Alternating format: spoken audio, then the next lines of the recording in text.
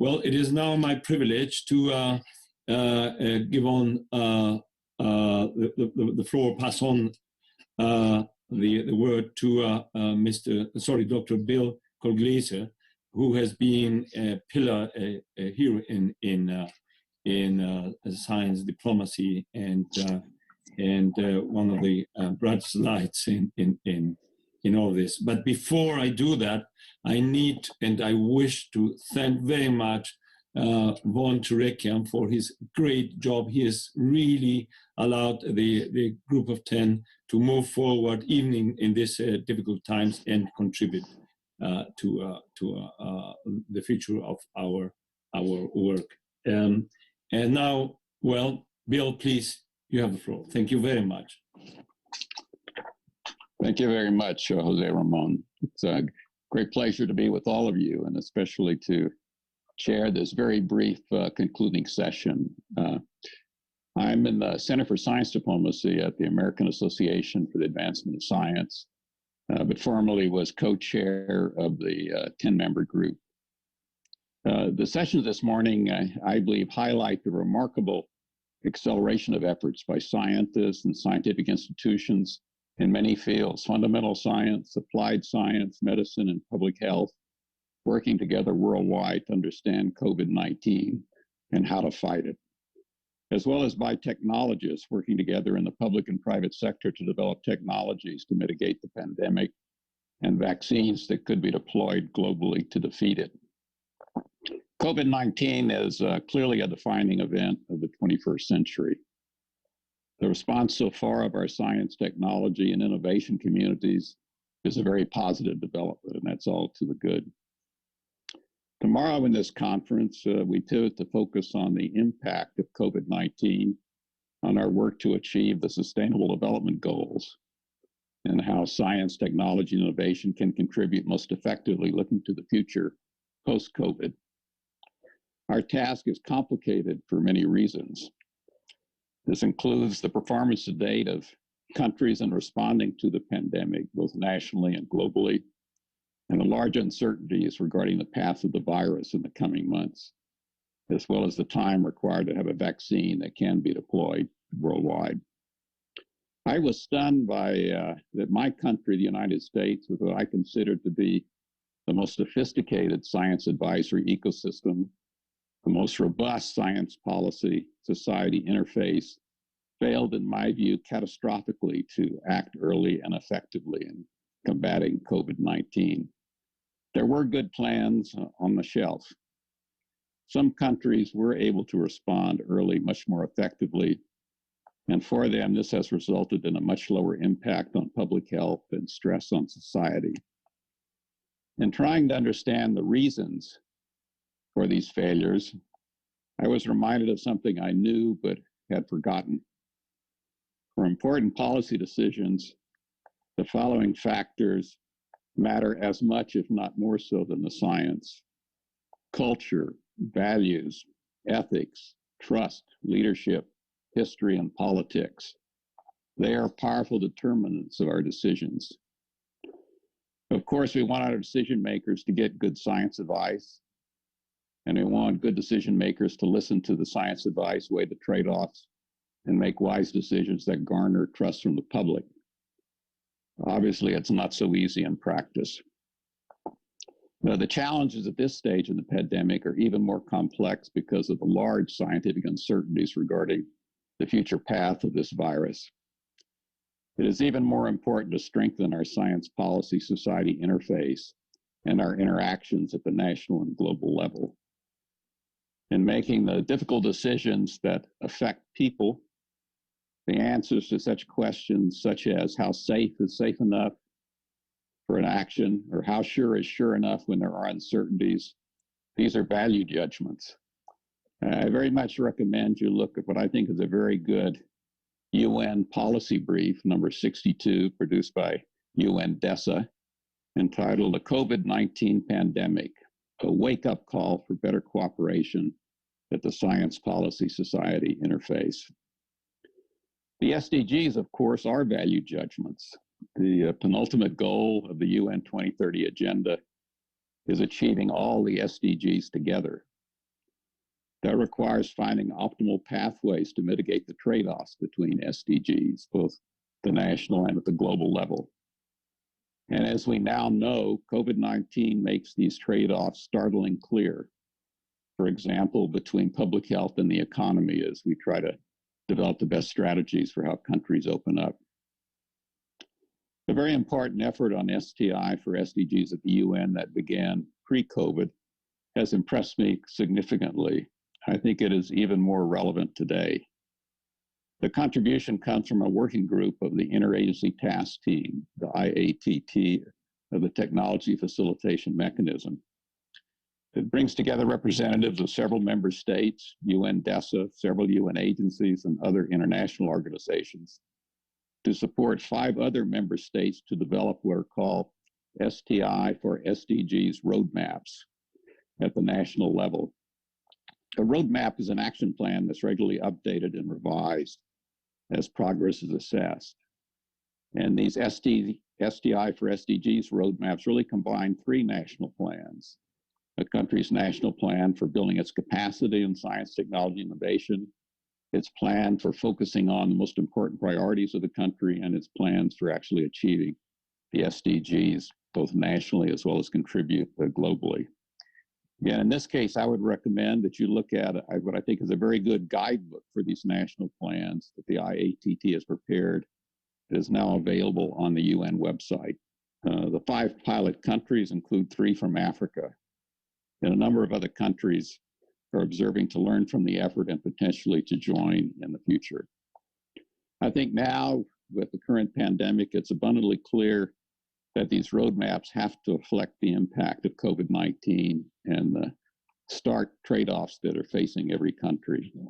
Every country has to develop its own roadmap. It has to strengthen its own science policy society interface and has to help contribute to do the same thing at the global level.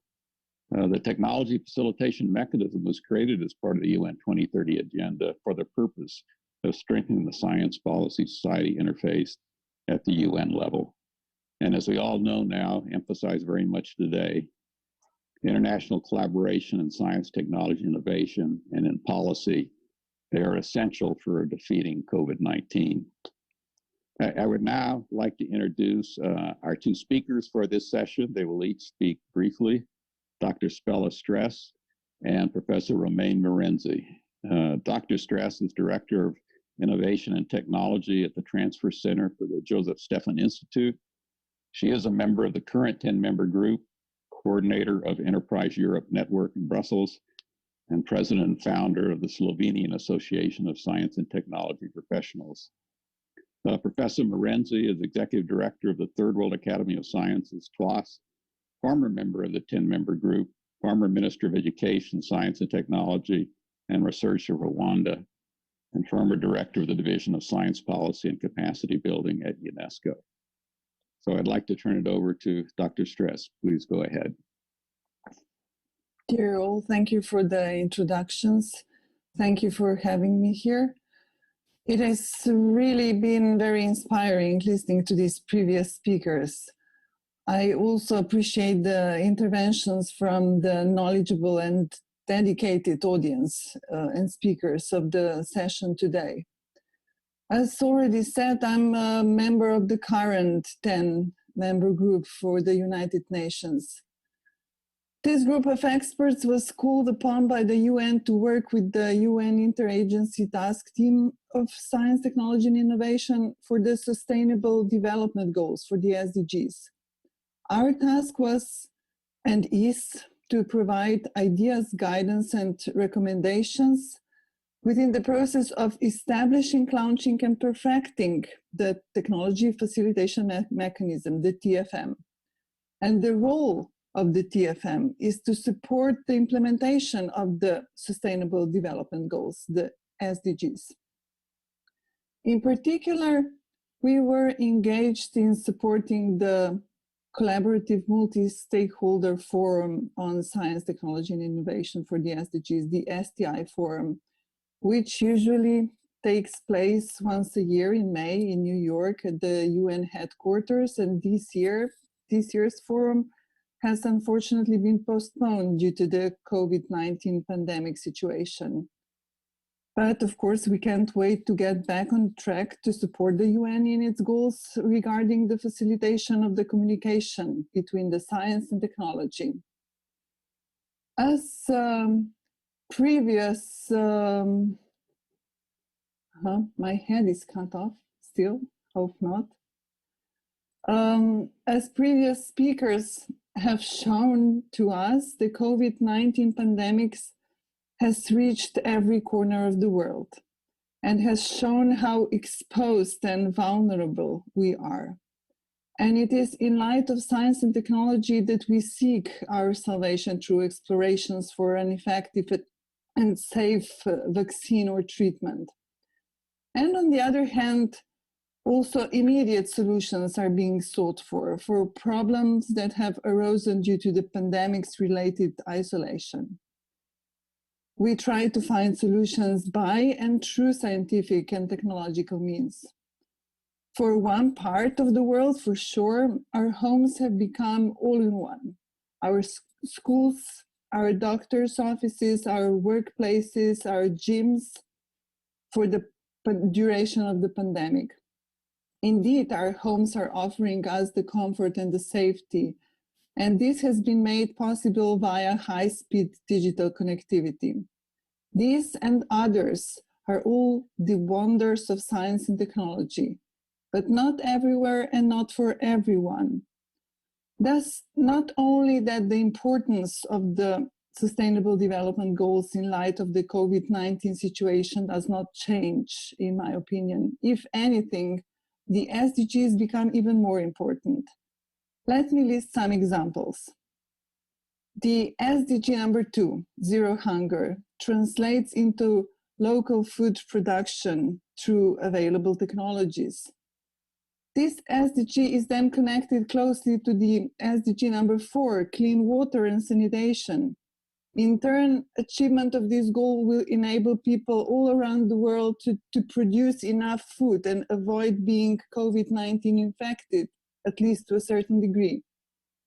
Then the SDG number 3 is of utmost importance, good health and well-being, as the vaccination, once safe and effective for COVID-19, should be available to people all around the world.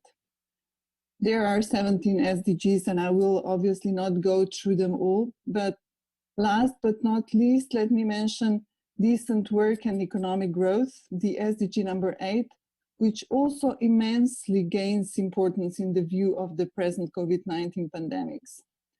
Many jobs will get lost, many people will suffer from the change of life as we know it. Solutions to improve this situation must be sought to allow for everyone to live a decent and fulfilling life. And obviously, scientific results translated into technologies could be the basis, or at least an assistant of this cultural change. Thus, perhaps one of the most important developments and operations of the technology facilitation mechanism as part of the our 10MG of the United Nations was and will remain also the technology online platform. The online platform, which is in its prototype version active within the UN network, is to operate in the future as a gateway for information on existing science and technology initiatives and also the mechanisms for financing and different programs. The purpose of the technology facilitation mechanism and its online platform is to provide insight into technological advancement of humanity to all, not just to the selected few. And with this kind of transparency, at least in parts of Europe, with the efforts of European Commission, within the Enterprise Europe network, already some improved interoperability of the internal market and the flow of innovations has been achieved. But let me now conclude. Science and technology are global and can and should offer global solutions accessible to everyone who is determined to address the strategic development goals. And now more than ever, it is important to give and to keep science on one hand and the transfer from scientific ideas to technological solutions an important position in our policy systems, and that openly and transparently. So I'm wishing you all a successful second day of this wonderful event tomorrow. Thank you very much. Thank you, Spela, very much. Turn now to Professor Murenzi.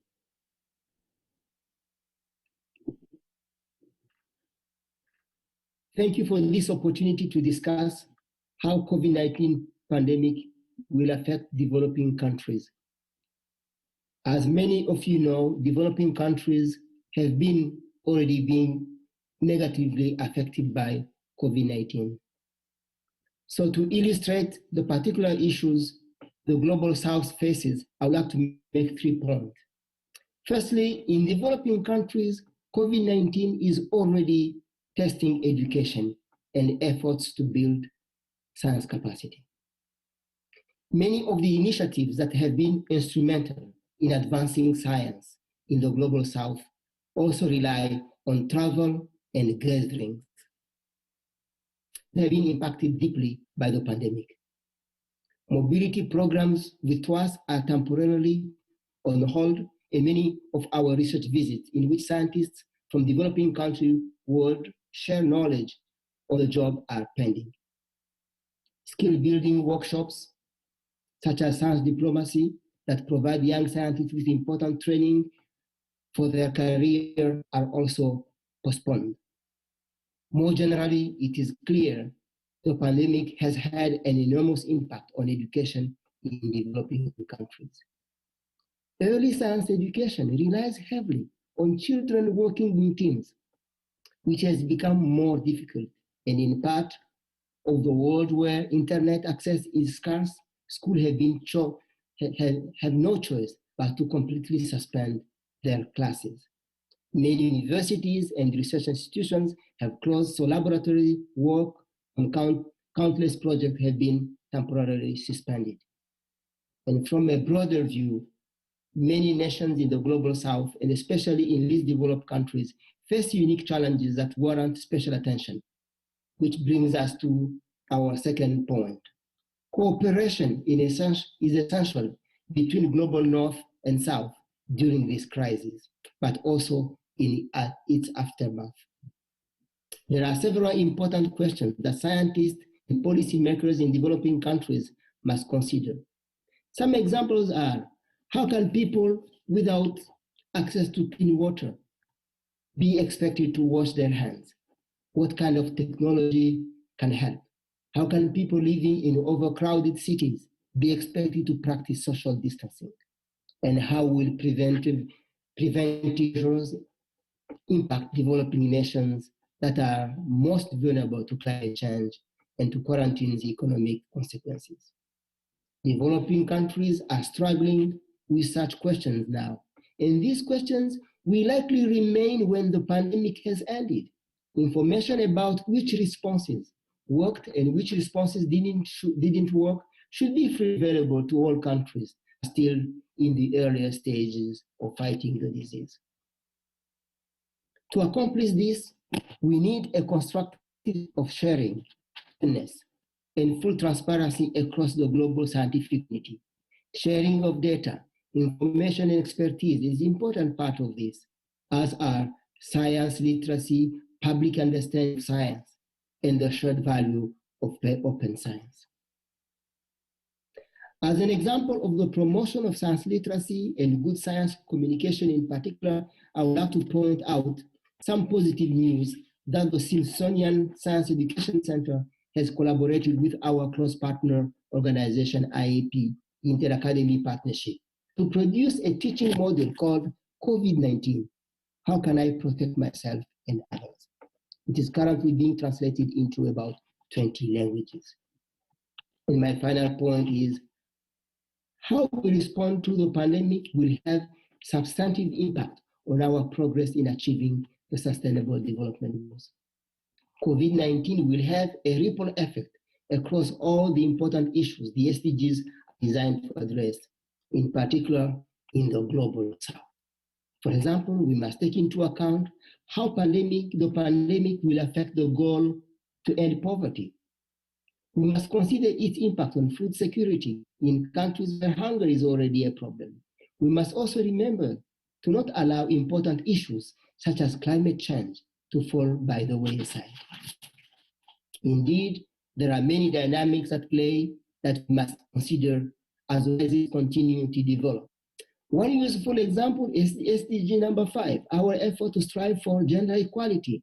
Women in developing countries make up by far most of the individuals responsible for tending small land plots for their families, and small land farmers are particularly vulnerable because they might be hindered from working their land. It's also worth noting that there is evidence in the EU that scientific publications have dramatically reduced during the lockdown. And it will be reasonable to expect this pattern will hold in developing countries as well. This is our close attention as we seek to continue to advance gender equality in all countries. Organizations whose mission align with these goals are important.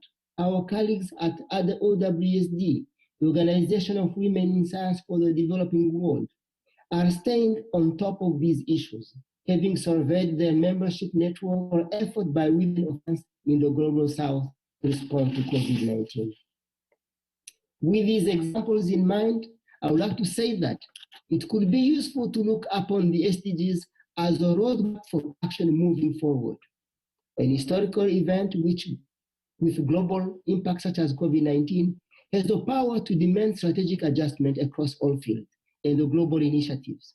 But the very fact that we have the SDGs help us in that it provides us with vital guidance.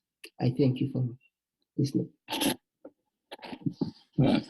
Thank you, Romain. I'm going to turn it over now to Devon Tarikian to sort of conclude the session and advertise what's going to happen tomorrow. But thanks to Jose Ramon, to Spela, and to Romain for excellent remarks. Thank you, Bill. And I'm just going to conclude today by thanking everybody who was present today, not only as panelists, but by the very thoughtful interventions and questions that came in. I know that as Jose Ramon mentioned, we couldn't get to many of the questions that came in from the webinar, but we will collect those and pass those on as needed to the various participants who can give expert answers going forward. We also will make sure to keep people up to date on what's going on from further developments. A number of websites were referenced, and we want to make sure that that's available. So I will conclude by thanking everybody, but also reminding that this is now the end of the first half. Today, we talked about STI and SDGs in the era of COVID.